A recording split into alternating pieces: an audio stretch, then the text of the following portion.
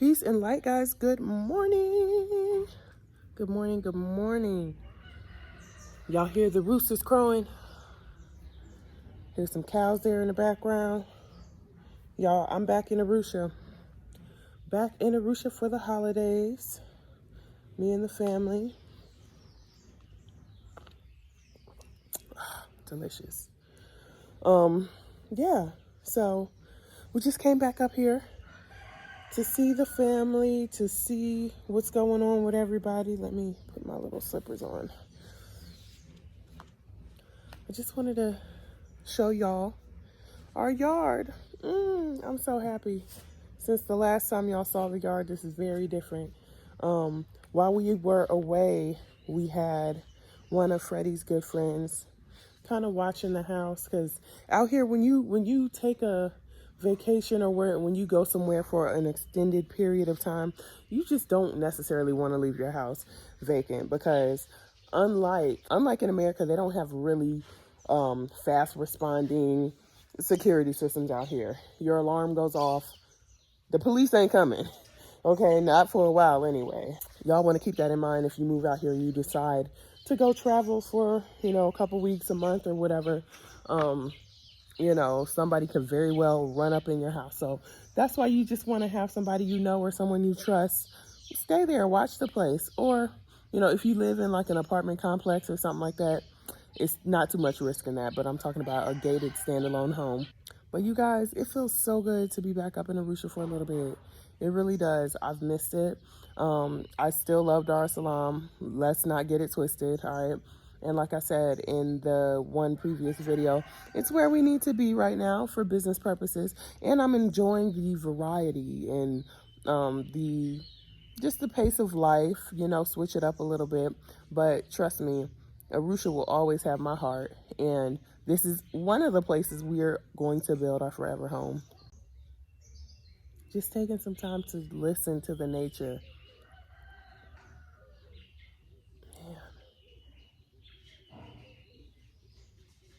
Man. Of course I hear it in Dar es Salaam, but I don't hear it in this quality. In the fresh air, oh my God. You guys. Anyways, I'm making this video today because, as you know, the new year is like right around the corner. Here it's already the 31st. Well, I mean, by the time I upload this video, it's going to be the 31st there. Anyways, I don't know what I'm saying. But, we're coming into a new year. And I know, because a lot of you have contacted me, it's your goal to come and repatriate this 2021, okay? And it's possible, all right? I just want you guys to keep a few things in mind. Keep a few things on your checklist, all right? Not even necessarily your physical checklist, but your mental checklist. Y'all need to be checking some stuff at the border, okay? And what I mean by that is when you cross out of whatever toxic situation you're in, when you cross out of whatever country you're in, try and check those mindsets along with that baggage, okay? Leave that at the border. Leave that mindset at the border. Check your baggage, your mental, emotional, and physical baggage, okay? It's a lot of times that we come out here, and as hard as we try not to, we do bring our baggage with us, okay? First of all, 2020 has completely showed its ass, all right? Completely, kabisa, showed its ass. 2020 was very unexpected. Nobody expected this. I knew something was coming because I felt it in my bones. I felt it for like the past 5 or 6 years. Something crazy. That was definitely going to be a shift, an energetic shift, for the positive and negative. Something was happening. Something was afoot. Okay. But, I couldn't have predicted this. I couldn't. And I know 2020 has taken a toll on us, from the self-isolation to the political things going on, the things that are being revealed spiritually. It's definitely been a shift, So I say all that to say, just keep in mind that you are coming into a new place, coming into a new situation. You're changing your situation by changing your location geographically. You're going to another place with a whole nother energetic vibration. So try to keep that in mind when you're entering into a new place. You don't want to bring all of that old negative energy along with you. And how you can combat that is just try to do as much healing as possible, before you get here, but when you get here as well. Don't be afraid to self-isolate a little bit when you come here. And I guess I'm not going to use the term self-isolate. Just don't be afraid to take time for yourself when you come here. Take time. Take time to come here, feel the energy of the place, center yourself, make sure that you are bringing your best foot forward. Oh, a little wasp nest. Oh, don't want to step on that. Bring your best foot forward energetically, because what you don't want to do is give the wrong impression to, the people here. Okay. And I say that because usually I'm really, really, I'm not always the person who is worried about what other people think about me, straight up and down. Okay. But when I'm coming into a new place, when I'm coming to be a guest in someone else's country, I absolutely am thinking about how the locals receive me, how the people interact with each other. I observe that so that I can be, just less of a, less of a shock to people. But this also comes from me traveling to almost 30 different countries. So I've just kind of, it's kind of ingrained in me now. But along with that, I'm just here to tell y'all it's not an easy transition. I know I've said that time and time again, and this is not for everybody. This is not for everybody, you guys. No matter how cute I make it look, no matter how cute other people make it look, you yourself have to resonate with this place. You have to. I know people are searching for an out. Babylon has fallen. I was saying Babylon is falling. Babylon has fallen. And people are literally running for their lives. It's to a point where it's literal now. So you guys, I'm saying all that not to, just keep repeating the same thing over and over again, because I have talked about that in a couple of my previous videos. But I'm basically saying that to make you guys aware, or to prompt you to do your own research as well about the conditions in which you're moving into. Okay. Like I said, if you're not looking to move to Tanzania and you're looking to relocate to another place here on the continent, then do your research about that president, about the healthcare policies, about whether they have accepted this vaccine to be tested on their people or not, whether they require a vaccine to even come in. It's important, these things, because this is literally going to determine your fate, you guys. As of right now, President Magufuli has not accepted the test vaccines. And, it's crazy because a lot of the surrounding countries around Tanzania have. Not going for that, all right? Big ups to him, salute to him. He will forever be my favorite, for real. I guess my main thing is, a lot of y'all talk a big game, but are you about that life? Are you really about that life? Because something that I've seen in my past 4 years here. Oh yeah, by the way, whoop, whoop, whoop, this is 4 years, okay? December 11th was actually officially 4 years. And I'm going to be doing an official video on that about my takeaways for 4 years, okay? But I've seen a lot of people come and go. And I totally understand that everybody's situation, you know, whether it's financial, whether it's to ties back in the States. Some people have businesses they're running. Some people have sick relatives that they're helping take care of and things like that. I know that not everybody's in the complete situation to move here, you know, permanently their first go around. I was extremely fortunate to be able to do that, you guys. You know, and for the other people who came here and, you know, moved and settled and made a life for themselves, it's not easy.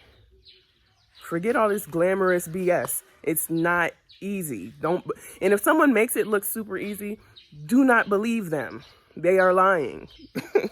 Okay? I can't speak for other countries, but for here in Tanzania, it's not an easy path. You know?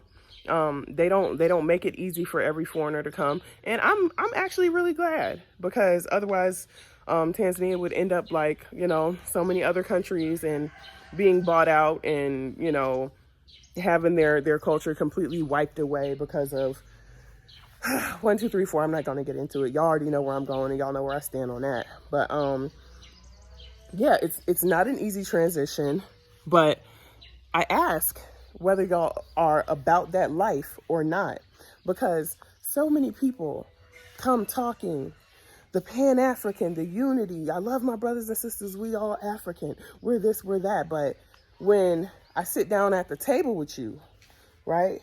We'll link up. I sit down at the table with you. You're talking to the waiter like you done lost your mind. You're talking to the waiter like they're a slave. You're talking to people, the local people, berating the local people. You're talking to people and treating people like secondhand citizens. And, you know, you're mainly thinking about self. You're operating in an extremely selfish space, you know, and I understand there are little frustrations and big frustrations that come with moving to a new country, you guys. There are, or even visiting. Like, it's not like America, anything like wherever you come from. It's not, you guys. Every country is different. So you need to be patient. You need to be patient. Didn't I tell y'all to learn the language? Did not tell y'all. So you can't get frustrated when you walk into a restaurant and you get a blank stare from someone if you order your food in English. Like, the audacity, the arrogance. You see what I'm saying? Like, that would be like, you know, somebody from France or wherever coming to America, walking into an Olive Garden, okay, or whatever, and ordering their food in French and having an attitude when the waiters don't understand. You will be looking at them like, are you crazy? You know what I'm saying? But so many of y'all talk all that kumbaya, oh, we brothers and sisters, we need to unify, help with that, and come out here and do stupid stuff, you know, and completely disrespect the locals. I'm telling you right now, you link up with me, you better not do that in front of me. You better not. And I know I'm sounding like somebody mama right now, but that's because I am. But really, all jokes aside, don't do that in front of me. Do not. Okay? Because, for one, like I said, you're in their country. You are coming out here as a guest. And people out here are very mild-mannered for the most part. But you do not want to get on their bad side either. They will literally make life hell for you. They can, you know. And I know it can be very hard for people to understand, especially if this is your first time traveling outside of the country, your home country. This is a very difficult place for first-time travelers, okay? Because unlike the lying statistics online, it's not 40% of people who speak English out here. It's way, way less, you know. Even in my neighborhood in Dar es Salaam, you know, I always thought that Dar es Salaam had more English speakers, but I think I'm coming to see Arusha does, because of a lot of tourism that goes on up here, a lot of tourist companies, safari companies and stuff.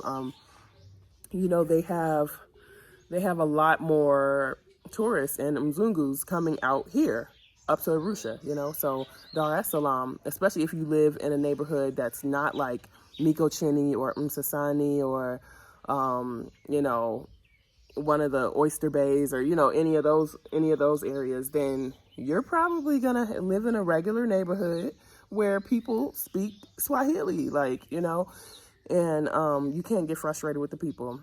And also, you can't come out here. Another arrogant thing that we Westerners do, especially Americans, okay? We come out here and we get very surprised that they don't know our history. And I know I spoke on this in another video too. I've just seen it so many times. Like we think that we're so offended and surprised that they don't know our history. Like, what? You don't know that they're killing us in the streets, and you don't know who this person is and who that person is? We don't know nothing about theirs, so sit down. Sit down. You know, you really have to think of things from both perspectives, you know, before you part those lips, before you part them ashy lips, okay, and talk about, oh, why you don't know this? I can't believe da. Ask yourself, how much of their history do you know? And I'm not talking about African history on a broad scale. I'm talking about specifically Tanzanian history.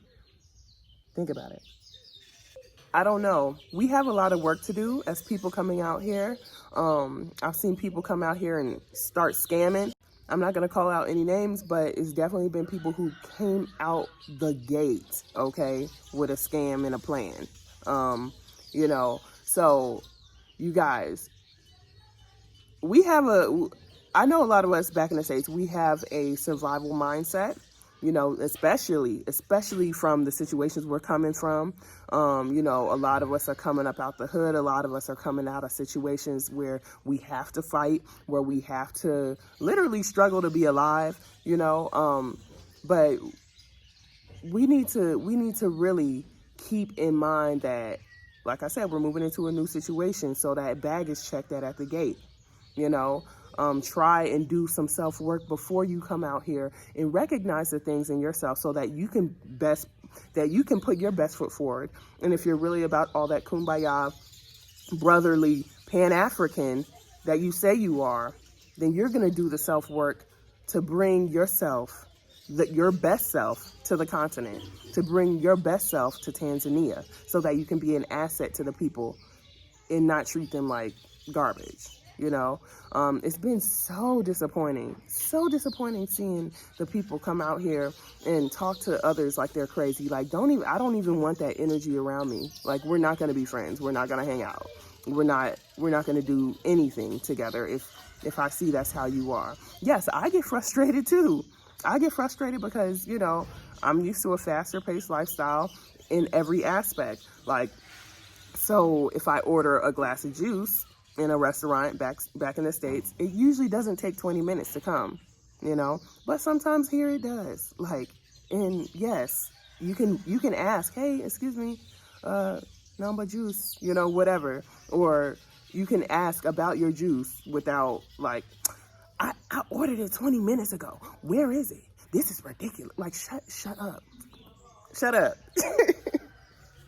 God. But anyways, you guys, I'm not gonna just spend this video complaining. It's the new year, bringing in the new year, you guys. You know, I don't know if you guys do New Year's resolutions. I personally don't do New Year's resolutions. I haven't done New Year's resolutions for a long while now, just for the simple fact that, I don't know, if you see something wrong that needs to be fixed, or if you have a goal, I don't believe that you need to be waiting till the New Year's to fix it or to go after the goal. Just do it, you know. I'm not saying that it's a bad thing to set goals around the New Year, you know, whatever fits you. I'm just speaking for me personally. But yeah, I don't do New Year's resolutions, but, you know, just a new set of goals every now and then. Never hurt anybody, okay? So if you're coming out here, if you're making a New Year's resolution, some things maybe, you know, you could have on your list. take a little short course in Kiswahili, you know, either before you come out here or as soon as you hit the ground. There are plenty of teachers. Just go online. Excuse me. Go online, really. You'll see the teachers. You'll see people who would actually come to your house. They have actual formal sit-down classes, like a school setting. They have full schools. You can go to oh, that was so cute. This little bird just came and like got this twig. Okay, anyways. You know, they have it all. So if you want to learn Kiswahili while you're here, that's no problem whatsoever. You know, that can be on it. Detoxing yourself can be on it if you're coming out here. You know, detoxing yourself from Western mainstream media and the lies and the fear mongering they're doing. You know, detoxing yourself from the spiritual junk and the spiritual build up that, you know, you may have, you know, coming out here and even physically detoxing. They have so many delicious fruits and vegetables. They have so many things you can juice with. They have juicers. They have a whole lot, you guys. They even have natural medicine. And while I'm here, okay, fingers crossed, while I'm here, I'm really going to try and get an interview with a Maasai herbalist. Okay. I know a couple of them, and you know, all I have to do is just kind of set it up and make sure our schedules are aligned. Oh my God, we've been so busy. I told you guys that we've started this new timber business. You know, it's not really new to Freddie. It's new to me, but you know, Freddie's been in the game for a hot minute, but totally new to me. I'm learning all the ins and outs, and you know, we actually you know, we have some work that we're doing, and, you know, everything is going, you know, going good so far. Pole pole, they say, slow, you know, that's for slow, pole pole. But, yeah, definitely, you know, we've been busy, but that's another part of detoxing, you know, coming out here and just being slow and taking things at a natural pace of life. You know, especially, I feel like you'll be able to do that here in Arusha because it is very slow. The nature kind of assists with that. Y'all hear all these beautiful birds, and oh my God, it's just, you guys. You know, another thing that you may want to put on your list is just, you know, a goal for this new year, thinking and planning about ways that you can come out here and be self-sustainable, starting with financial, okay? Because I know it's a lot of people's dream to come out here and, you know, build an earth bag or build a mud home or, you know, live off the grid. Like, for real, that's my ultimate goal. Y'all already know. But, you know, I've been out here for 4 years, and, you know, I have some goals. Freddie and I have some goals. Sorry, I'm trying to get this thing off my finger. Freddie and I have goals that we're trying to achieve so that we can make the best life for ourselves while we're still young and while we still got, you know, energy in our bodies and stuff like that. I don't want to, you know, live it up now and do everything fun now. And when I get 50 or 60, I'm super tired and I don't have energy to do 1, 2, 3, 4. So, you know, take those opportunities. I have this screensaver on my phone, right, where it says, procrastination. Hold on, let me just pause it and let y'all know. It says the cost of procrastination is the life you could have lived. The cost of procrastination is the life you could have lived. Just like, I don't know about y'all, but that hit me so hard when I read it. It hit me so hard. And I find myself procrastinating a lot less. And, you know, I put it on my phone as my screensaver because how many times when we're procrastinating are we opening our phone, flipping through Instagram, Facebook, you know, whatever. So this is like a in-my-face reminder, like, bam. But anyways, you guys, I think this video has been long enough. You know, just make sure when you're setting and planning to come out here this coming year, 2021, think about, oh, hi, Tito. I was like, what is this? You guys think about, you know, your real goals. What are your real goals in coming out here? Is it healing? Is it to start a new business? Because that's very, very doable out here. Is it to just learn about your roots? Is it to learn about Africa? What are your goals, you know? And make sure you walk it like you talk it, okay? If you talking all that big game and all that brotherly love, be about that. Don't come out here and disappoint yourself. Don't come out here and you know, berate people and, you know, talk down and negative to them and talk down and negative about their country, because you could just go home, you know. And that's on that. Okay, that's all I'm gonna say. But yeah, you guys, y'all already know what it is. I love you, and I just want to see everybody come out here and thrive.